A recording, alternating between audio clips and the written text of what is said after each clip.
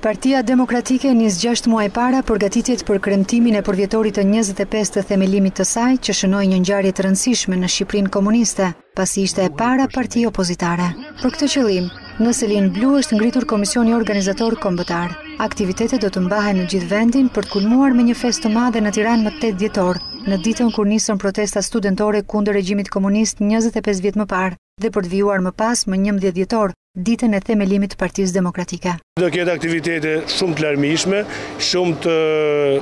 dinamike dhe të tilla që të ngrejnë lart atë lëvizje që solli lirinë dhe hapi dyert të Shqipërisë drejt Europës, dyert të cilat akoma janë të mbyllura për fat keq, por që ne si protagonistë të dhjetorit 90 besojmë dhe duam që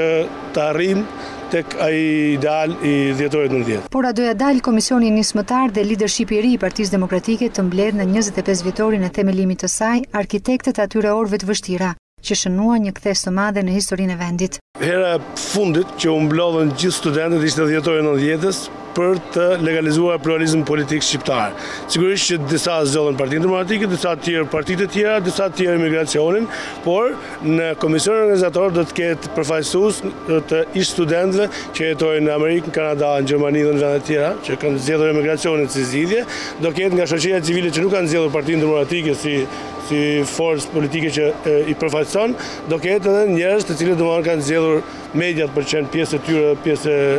por në thelb një pjesë e mirë e këtij komisioni organizator dhe grupi organizator janë pjesë e asaj që i kanë qëndruar për gjatë gjithë këtyre viteve Partisë Demokratike. Nisma e demokratëve, më shumë se një festë me përmasa kombëtare, synon të risjellë në kujtesën e shoqërisë shqiptare momente dhe mesazhet kryesore të ndryshimit historik të Shqipërisë, rrëzimit të komunizmit dhe nisjes së rrugës së demokracisë për vendin tonë.